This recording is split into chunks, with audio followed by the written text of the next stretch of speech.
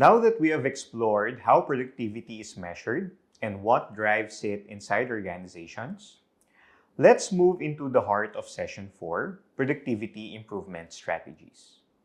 This is where we shift from understanding productivity to actually improving it in our agencies. When we talk about productivity improvement, many people imagine cost-cutting or working faster. But productivity improvement is not simply about squeezing more work out of employees. In the public sector, it means increasing the value we deliver to citizens, using the resources we already have in smarter and more strategic ways. So before anything else, let me clarify what we mean when we say productivity improvement.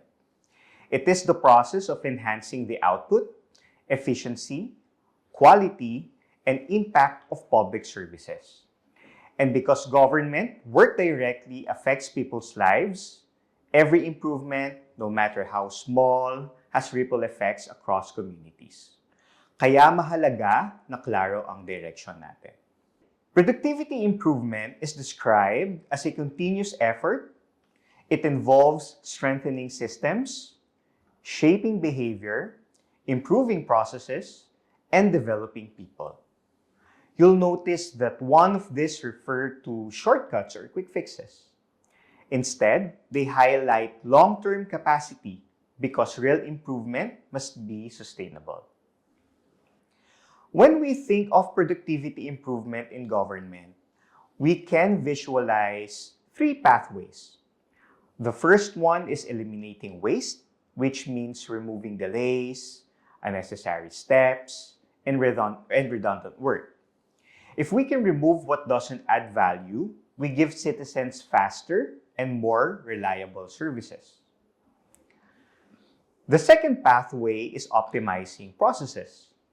This is about making workflows clearer, simpler, and more predictable. When processes are standardized and well-designed, staff can deliver services with minimal confusion and maximum consistency. And the third pathway is increasing value.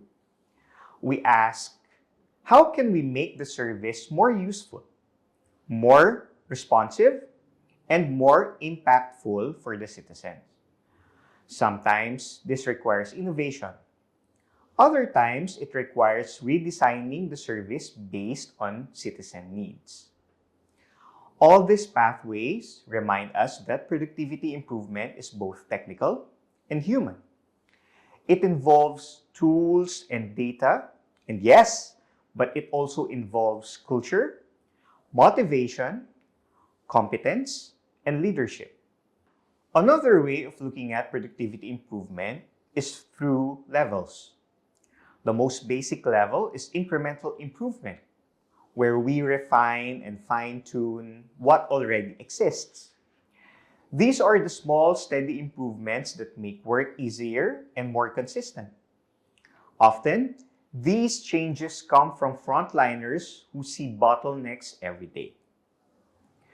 The next level is process redesign, where we step back and re-examine the workflow itself. Instead of adjusting one or two steps, we question the entire sequence and ask if there's a better way to deliver the service. And then there is transformational improvement, which is the deepest level. This involves rethinking not only the process, but also the service model, organizational setup, or even the policies that shape the service. Transformational improvements are bigger, but they lead to larger gains in the long run. What's important is that all these levels are valid. Productivity improvement does not always require massive overhauls. Sometimes, the most powerful changes are the simplest ones, like simplifying a form, reorganizing a workspace, or clarifying frontline instructions. Minsan, maliit na adjustment lang ang kailangan para lumiit ang pila or gumaan ang trabaho. Another key idea is that productivity strategies must always consider effectiveness, efficiency, and quality. For example, a service may be fast, but if it is inaccurate, it is not effective. A process may be cheap, but if it frustrates citizens, it is not high quality. And a workflow may look efficient on paper, but if nobody complies with it, then it is not sustainable.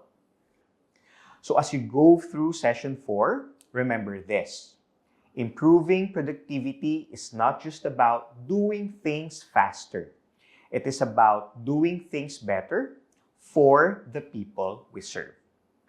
Now, to tie everything together, let me emphasize one more principle.